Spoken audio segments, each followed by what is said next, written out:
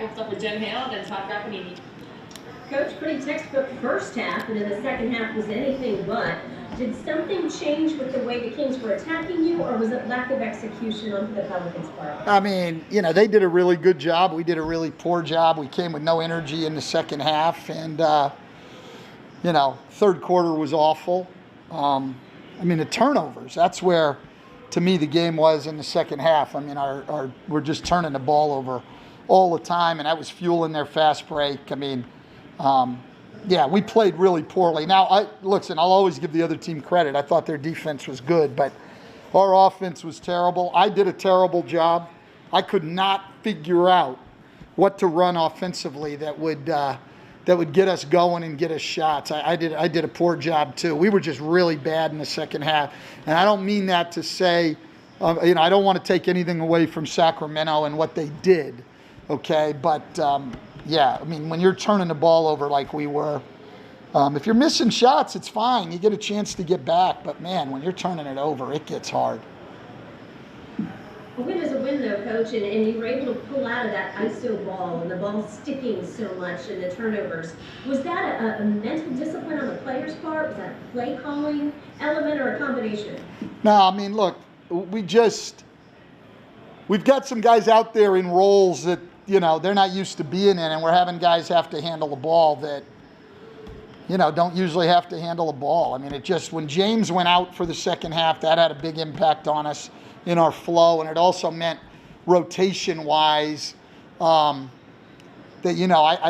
I wore out Zion and Brandon because we didn't have that other guy to put in the game, a playmaking forward to put in the game, and so it was tough. It was just really tough second half.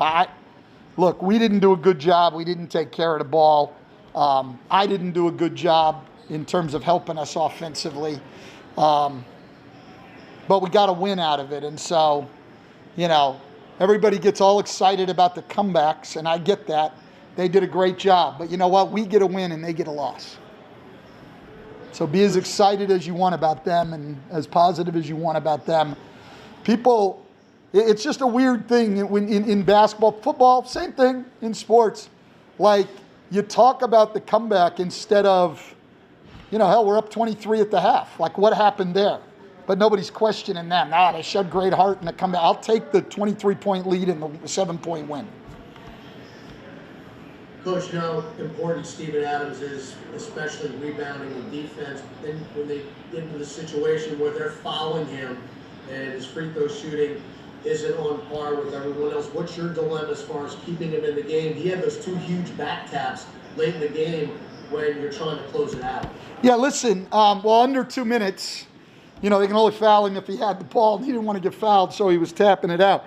I think people sometimes, like I've had Shaq, I've had Dwight Howard, I've had Andre Drummond before he started shooting them better. Now I've got Steven. So I've been in this situation before. And I think what people don't totally understand about it, it's not just the free throws. So Steven's going up making 1 out of 2. If you're scoring on average a point of possession, you should be able to finish the game out. The problem is the clock. So our possessions are taking 2 seconds. So now there's just more possessions in the game, which obviously benefits the team trying to come from behind. And so it wasn't so much his free throw shooting, it's I want that clock moving and us to have longer possessions. And I think that's something people don't understand about it. That to me is a bigger problem than the free throw percentage at that point. Going back to the first half when you were able to build a lead up, it was a bit of a sluggish start, but your bench again, it seemed to ignite the team, and that's when you really went on the run with Kyra and Jackson, and it was just good to see those guys again ignite the team. Yeah, well, there's some energy there, right? They haven't played the number of minutes these guys had. That's our 8th game in 12 days, guys. That's grueling.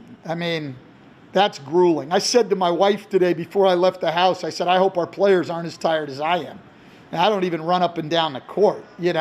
That's a grueling schedule, 8 and 12 days. The whole season has been a grind, but that's a grueling schedule. And I think that showed in the second half also.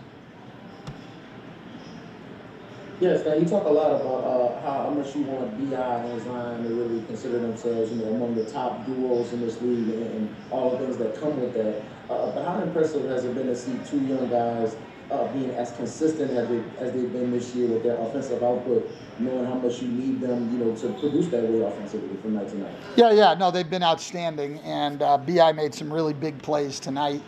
They've been really, really good. I mean, they, like everybody on our team tonight, were turning the ball over. That's got to stop to close out games. I mean, cut the turnovers in half in the second half, and, you win going away. Forget even if you don't even make more shots. So, but look, I'm happy to get the win. As I told them afterwards, I had no negative comments at all for them.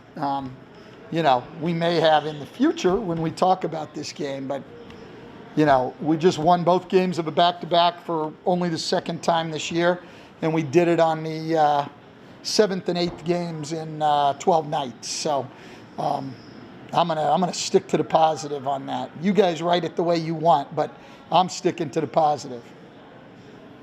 Yeah, and Stan, I mean, to that point, when you look at these two games, I know it wasn't the most beautiful basketball, but how encouraged are you that, even when things weren't going exactly according to plan, the team just got 2 wins in a row here at the end of the top stretch? Yeah, I mean, that's what it's all about, right? And so, they did that. I was happy with it. I'm really happy that we probably don't have to see De'Aaron Fox again this year. He's probably very sad about that. He'd be the MVP if he played us. So every game, we probably didn't do enough to help our guards on him either, though. So we'll see. Hey Stan, I actually did want to talk about the first half. It seemed like that was probably one of your best first quarters of the year. Overall, it seemed like one of the better halves of the year. What actually went right in there in getting off to that good start? Well, they were missing. Some of it was our defense, like I always say, and some of it was just them missing. And we were out in transition, and not necessarily just fast break points, but we were able to get the ball moving before their defense got set, and we were getting great shots.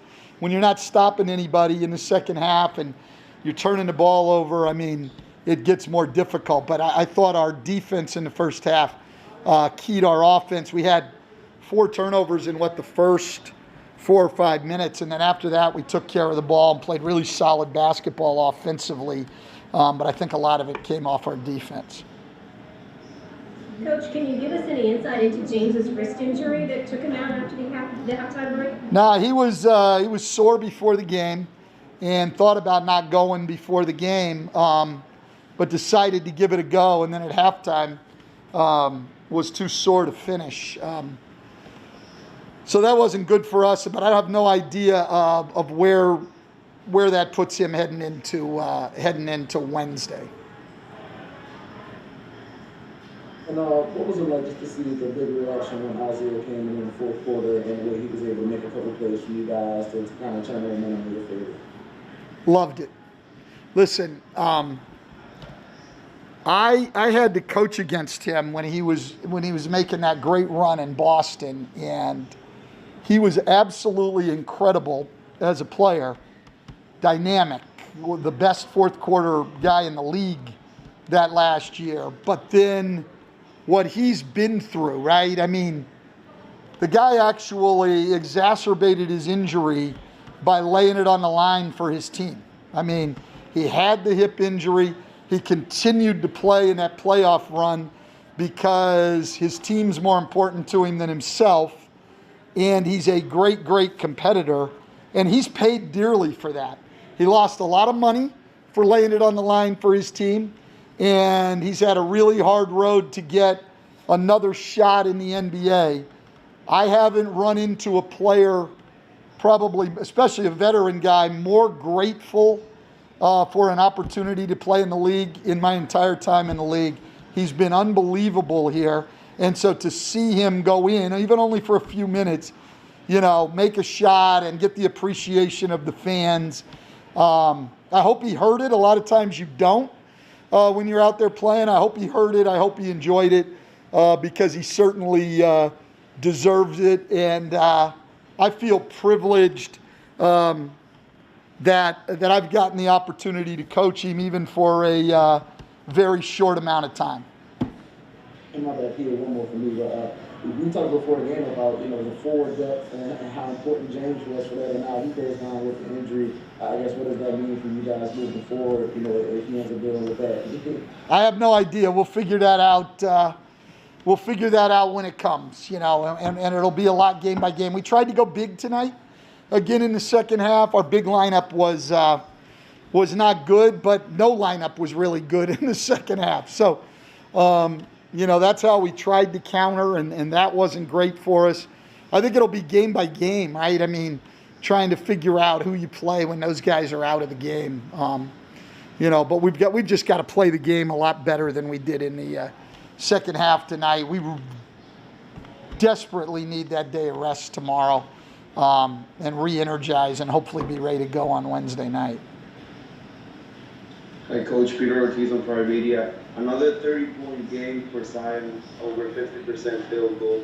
What is the next step in the evolution of this game? I think it is for a lot of young players. There's two things I think that stand out to me. His defense, which at times has gotten better. He's got to get more consistent at that end of the floor. And his decision making, because we really want to put the ball in his hands a lot. And so especially late in the game, sort of understanding what everybody's doing to you and making the right decisions. I think those two are huge. And then obviously his shooting, but his shooting's coming along. I don't really have any concerns long term about his ability to shoot the ball. So to me, it's the defense and the decision making to be in that position night to night. Thanks, Coach. We're all set. All right. Bledsoe, we have next, everybody, so just please have your hands ready.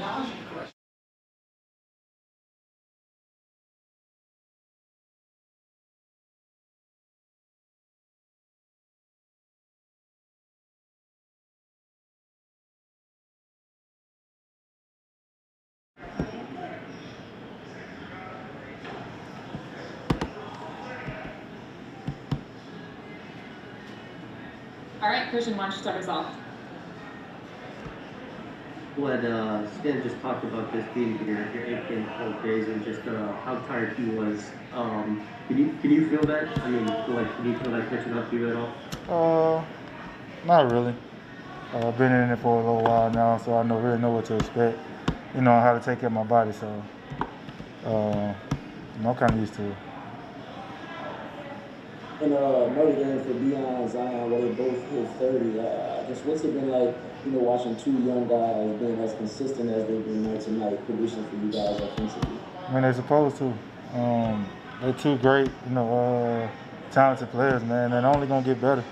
I think, we've been, great for them as far as on the offensive end, knowing when to, catch and shoot, knowing when to back door, and things like that. I think we're doing a better job of helping them out. And I think they're doing a better job, too, in trusting us, too. So, like I said, the more and more they get comfortable with, certain situations, it's just only going to get better. Hey, Glenn, to you, what was the biggest difference from the first half? It seemed like everything was going right to the second half, and then obviously you guys hold on. But what do you think just was the biggest difference that allowed them to get back into it? We were just playing casual, lackadaisy. No, I think we ain't had that same pop that we did in the first half. When we got a big lead, we tend to back off instead of keeping our foot on the pedal. So I think that was the biggest difference. Bled, SPG said that it was quite a difference when James Johnson went down in the second half, not having him in the lineup.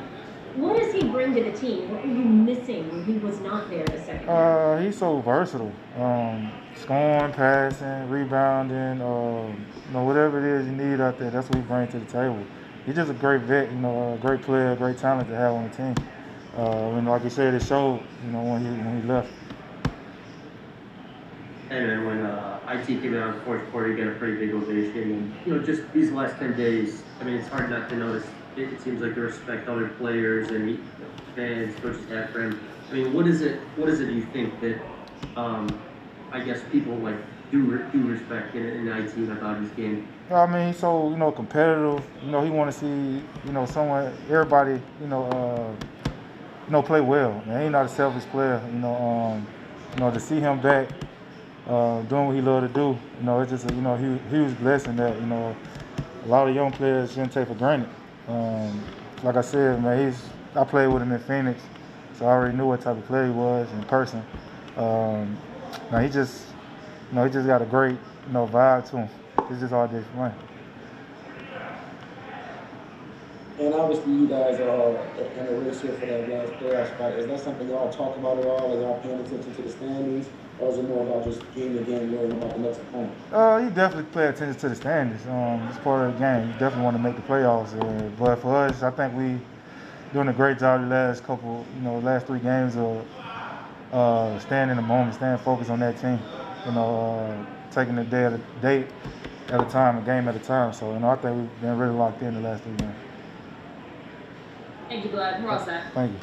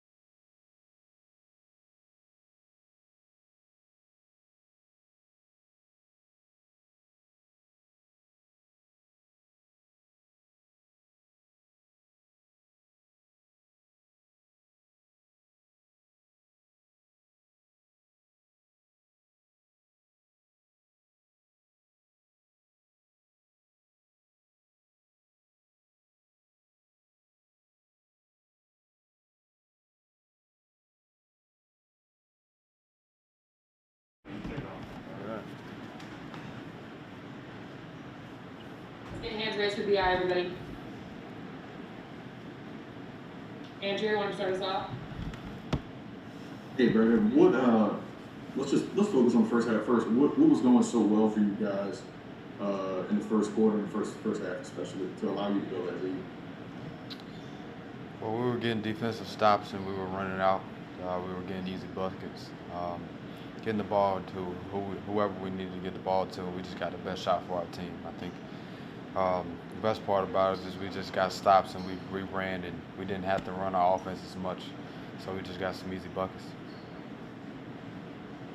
Yeah, we talked earlier about the chemistry you and Zion are learning to kind of build together. I guess what's allowed you guys to get to the point where you are now, where y'all are able to consistently put up these games where y'all both are hitting 25 plus, 30 plus in the same game?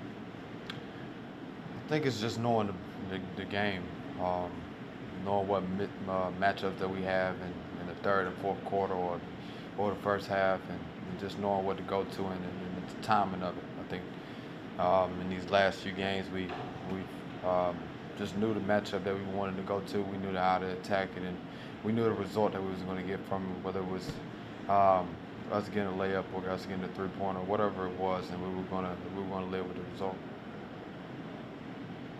Hey Brandon, IT got a little bit of run there in the fourth quarter as they were ready to share. I was just curious, what are your thoughts on getting to play with him these past 9 days or so? I mean, yeah, he's been the ultimate professional. Just coming in and doing his job whenever he gets in the basketball game, but also on the bench, just giving advice, talking to our younger guys, cheering us on, no matter if he gets in the game or not, and that's big for our team also. Hey, Brandon, I forgot when it was, but it was on the and one in the corner. I think it was probably you started that. You had dragged out your left leg. You played through it, obviously, but is this just a point where you get this far in the year where little injuries are going to accumulate and you just got to play through them? Absolutely, especially, in my position. It wasn't nothing too bad. I had tweaked my ankle a little bit, but it's just something that I go treat tomorrow and just get prepared for the next game. I think as long as my adrenaline is still going and I can be in a basketball game, then I will continue to play. What have you kind of learned, big picture-wise, these last 2 years, as far as the demands of being a leader and being that guy everybody kind of looks to, especially in the big moments? I guess what does that take to kind of live up to and be the guy everybody wants you to be when they're looking at you?